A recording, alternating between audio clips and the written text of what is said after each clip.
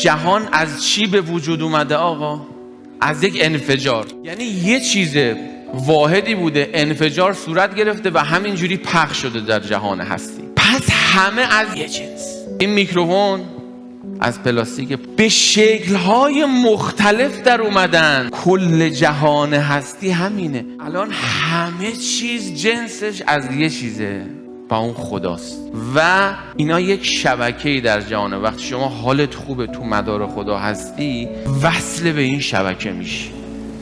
مثل اینکه شما به یک بانک اطلاعاتی دسترسی پیدا میکنید.